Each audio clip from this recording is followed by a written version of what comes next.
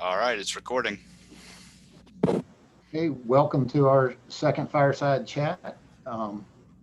This is second of a series. The topic this evening is going to be the spotted lanternfly. This is an invasive pest that has just shown up in the valley, well, in the U.S. recently. So, want to make you aware of this. And if you see a suspect insect, please let us know. Um, the the spotted lanternfly is not actually a fly; it's a leafhopper, and it was originally from northern China and is native to that Southeast Asia area. Um, it did encroach from Vietnam into South Korea um, around 2005, and they've been fighting it in their fruit and grape crops. Um, in 2014, the insect was first found in the United States in southeastern Pennsylvania. Um, it is believed that it came in with a shipment of stone from China. Um, the insects seem to be pretty hardy, can take some pretty low temperatures. Um, so we are within its zone of adaptation.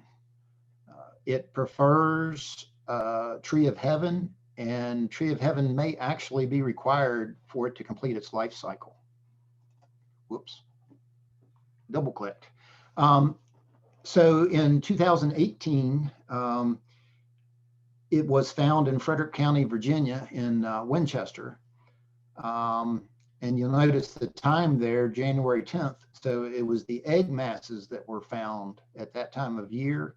Uh, the Virginia Department of Agriculture and Consumer Services had this lanternfly listed on the watch list, and an inspector found the egg masses in Winchester. So it started drawing a lot of attention. Uh, and again, we think it came from a stone yard from ground zero in southeast Pennsylvania. Um, the map on the right is where positive identifications have been made. The pink dots are where reproducing populations have been found. The black dots are where adults have been found, but no egg masses. The life cycle, the eggs are the component that overwinters.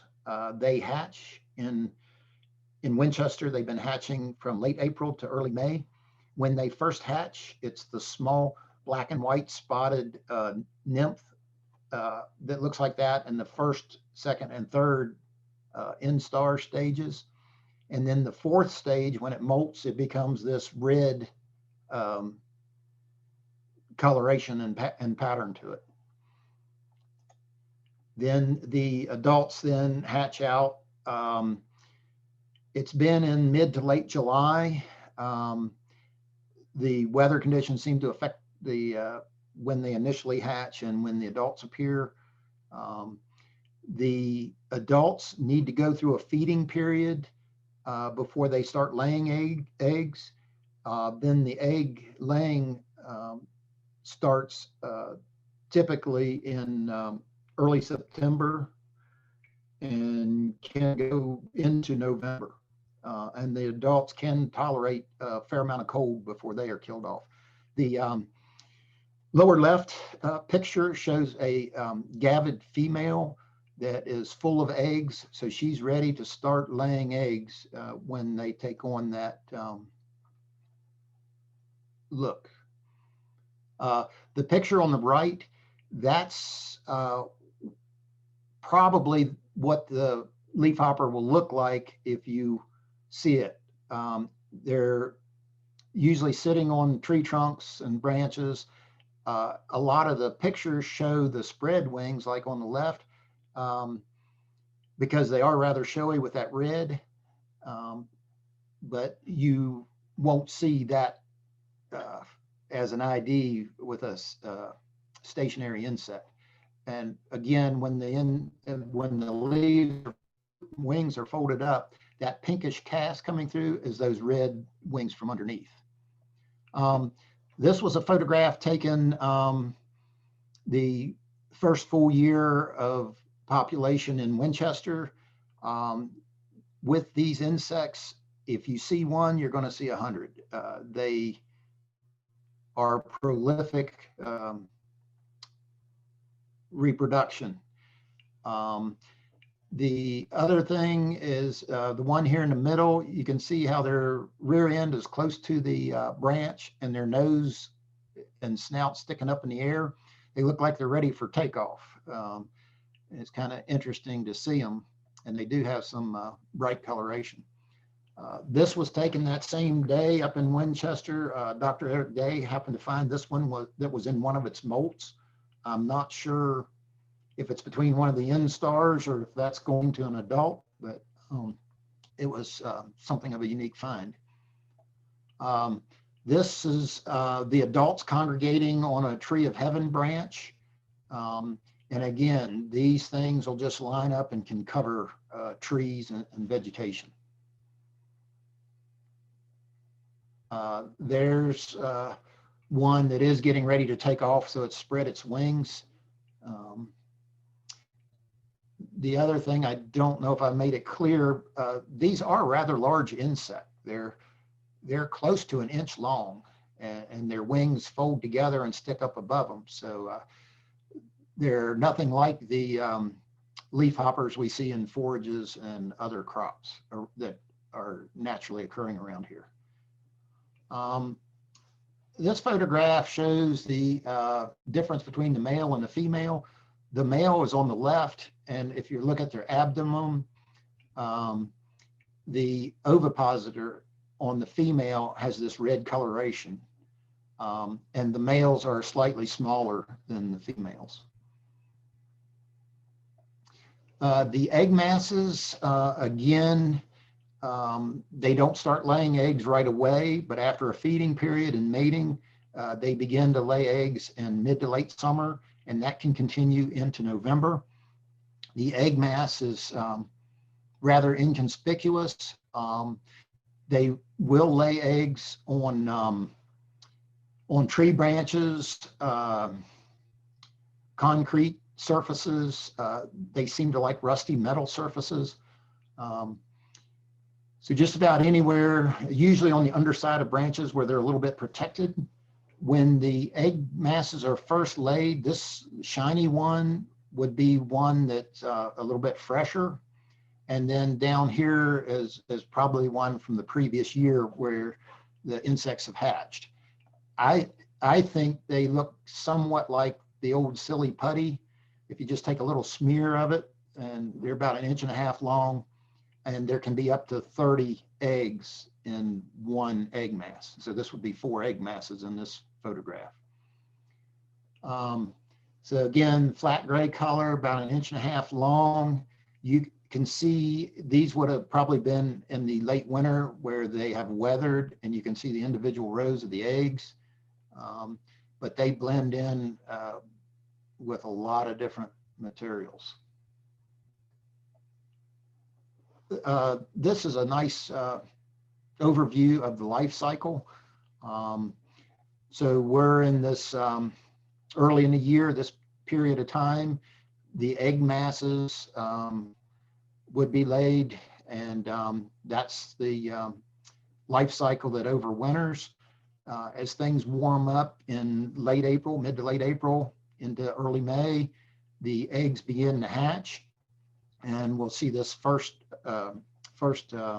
nymph stage in the black and white coloration.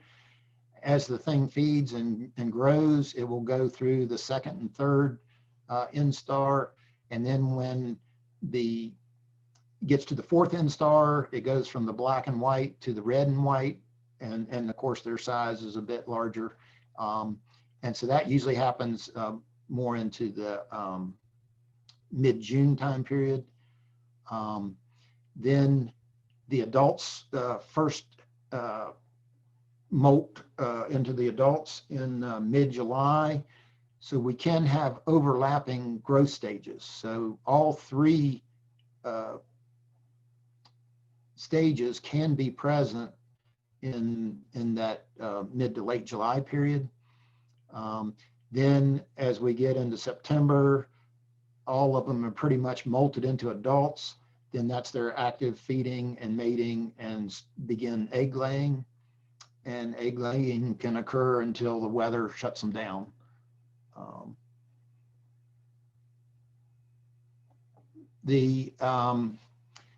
one of the major issues with the lanternfly is the presence of sooty mold. So basically, these are sap feeders. So they're sucking the sap from the leaves, processing it, they excrete it, and so this honeydew coats all kinds of surfaces, vegetation, inanimate objects, and then sooty mold begins growing on that sugar-rich honeydew and creates this black mass on everything. This is an example of a swarm into a vineyard. They seem to really like the grapes. At first, they weren't sure how much economic impact it would have, but they're such heavy feeders that they are reducing the nutrient load for the grapes, and it is stressing the vines. And after 2 or 3 years of this heavy feeding, they're starting to see vineyards severely injured by the feeding. And you can see some of these lower leaves, how shiny they are, and that's the honeydew dropping down. The other thing is the honeydew can ruin the quality of the grapes. So you not only can get a stressed plant, but lower quality yield and crop. This is a good example from Pennsylvania about what I was talking about. If you see one, you're going to see a bunch. And these things will invade residential urban areas. The photo on the right shows the honeydew and just a little bit of mold starting in. The previous picture, and I'm not sure if there's one coming up, where everything looked black. One of the sites we looked at was along a railroad track, and I just assumed it was the smoke from the trains had discolored the leaves, but it was actually the sooty mold from the heavy feeding. And some of the photos from Pennsylvania, kids' toys, picnic tables, they'll just get covered with that honeydew and the black mold, and it just makes it impossible to enjoy your lawn and outdoor areas. There's over 70 species of vegetation has been identified as a host for the spotted lanternfly, so it's not a very selective feeder. In this list, the ones on the left that have the E beside them means they have found the Ootheca, which is basically just the egg masses. So again, tree of heaven, they seem to be drawn to it. There's some theory that they need to inject tree of heaven because they think they're obtaining a alkaloid or a chemical from the tree of heaven that makes the insect undesirable to potential predators, particularly birds and the larger prey. So you can see a lot of our native trees and a wide range of trees have supported egg masses. Down here at the bottom, we saw eggs on a Jersey wall in Winchester and a 55-gallon metal drum. Then the other plants where they found feeding, but they have not found the egg masses, they seem to feed pretty heavy on the black walnut in the Winchester area. And well, there's a good example of your sooty mold in the photograph. That would be an ailanthus tree.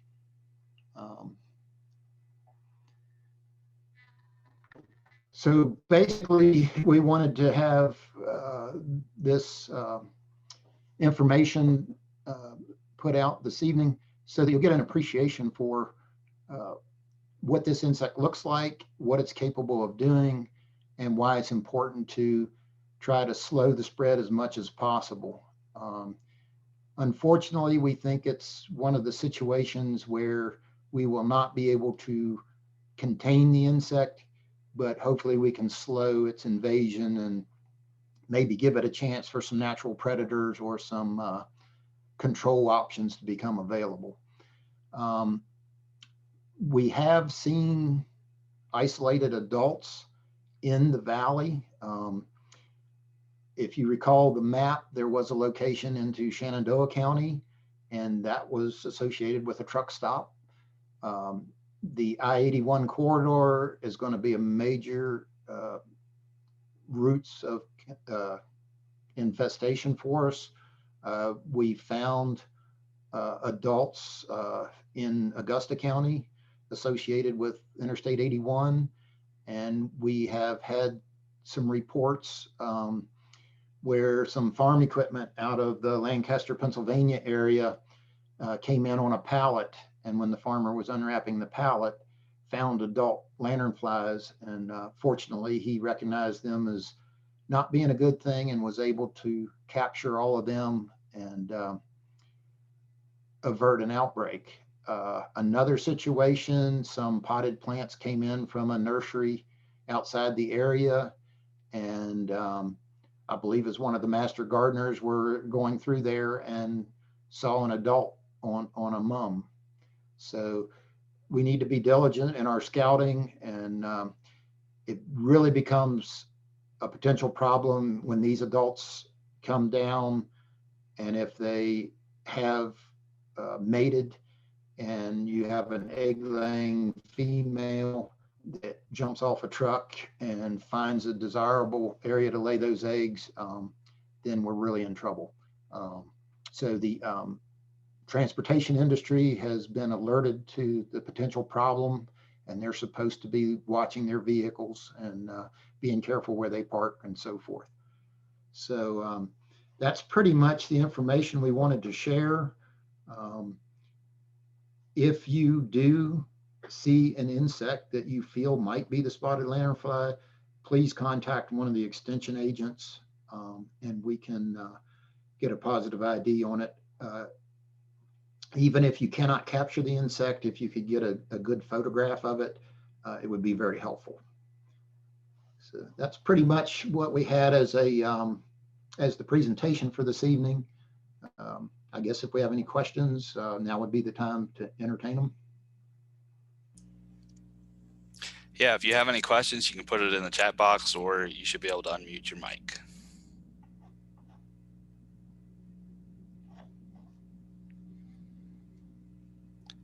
If there's no questions, thanks, Doug, and thanks everyone for being on.